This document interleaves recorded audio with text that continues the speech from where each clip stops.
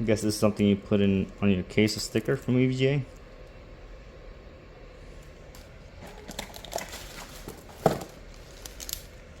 And here is all the thermal pads. So I assume these are for your NVMe's, you know, your drives you're gonna put in there. Let's see what else is in here.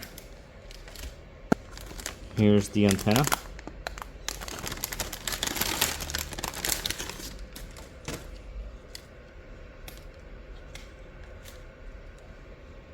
It's in the shape of an E. And of course this is so that you can get Wi-Fi.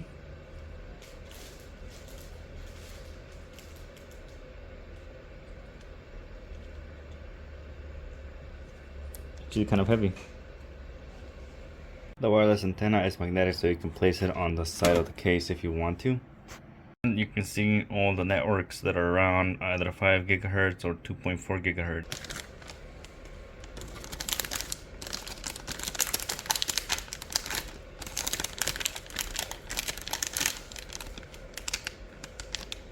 Okay, so these are your SATA connections.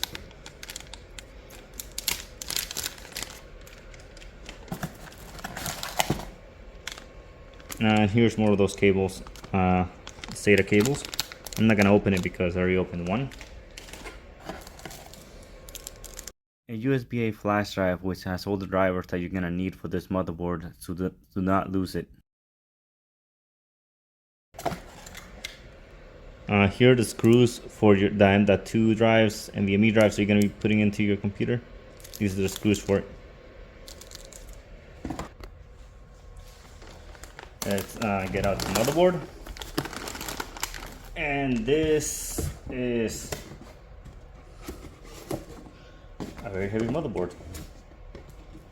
Now, it's called, I always, what's it called? When something is heavy, for me, it's good quality. And this thing has quite the weight to it.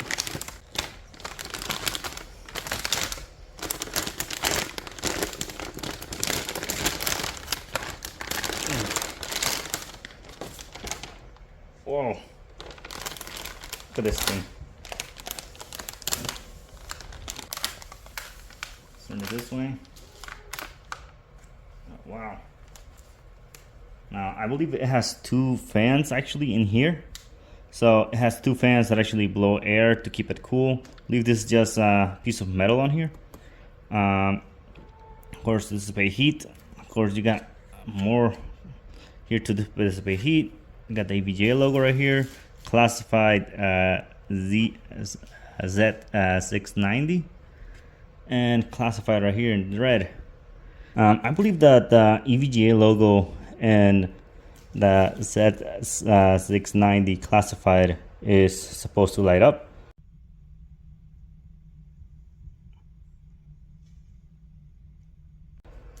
But let's take off some of these covers and see what's actually under them.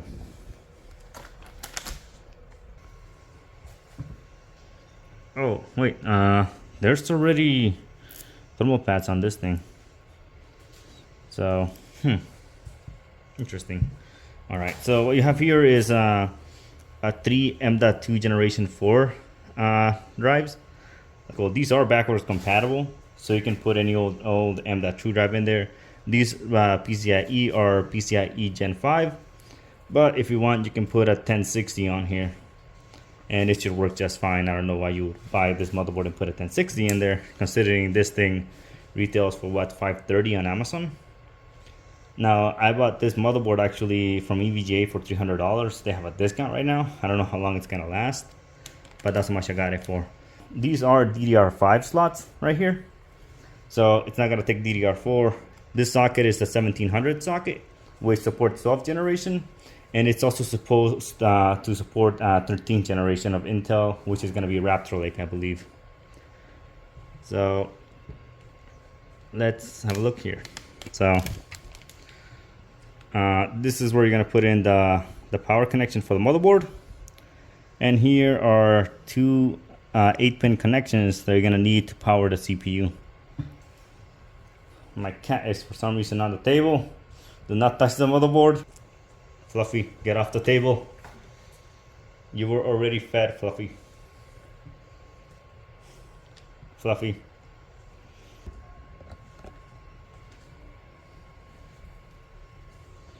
Alright, let's get back to the video.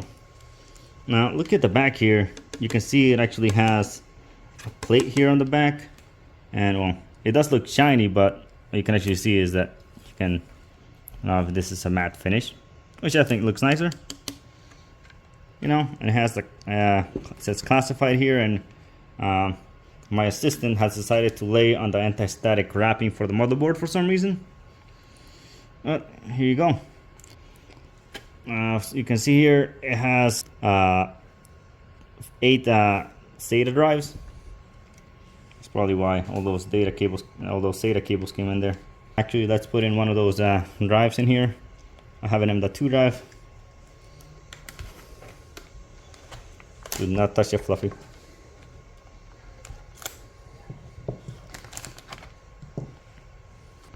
This is the drive that I'm going to be putting in there, mainly because it cost me $61, and it's a 1 terabyte drive. You can see.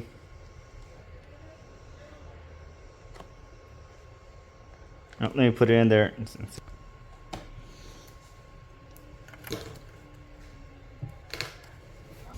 He's over here.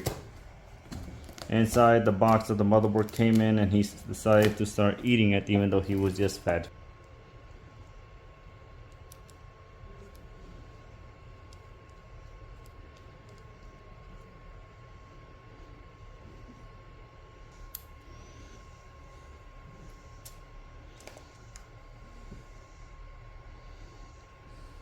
Now I did put in the screws here because I'm probably gonna lose them, and I do plan on buying more M.2 drives or NVMe drives. So you can see right there, that's actually the screw, and putting in is the see here is putting in this part is really interesting. Now if you're hearing a fan noise right now, that is because I have a fan on in here, and this room is like 80 degrees because we're midsummer where I live, and it's really hot. So we got dual 2.5 gigabit. We got 4 USB 3.0, 2 USB Type C, and we got 2 HDMI ports right here. No, one of them is DisplayPort. My bad. And this is where the antenna is gonna connect for the Wi-Fi. Here you got your for speakers, microphone, you know. So this motherboard really has everything. Now, as I mentioned before, this is an eATX motherboard, so it's gonna be a bit longer than most motherboards, than the standard ATX. Let me pull out an ATX case and see if we can fit this in here for comparison. So right here is the typical mid-tower case, and we're actually gonna see right now if we can actually fit this motherboard in there. Managed to fit in here, and looking at it, all the screws actually align, but this fan is just really close to here. Now I might try to just power it on like this, because my case has 4 LED fans, you know, RGB fans, and with that I should get at least 20 or 30 FPS, doesn't matter what game I play, because you know RGB, you know, they give you all the FPS you need. But yeah, let me zoom in here.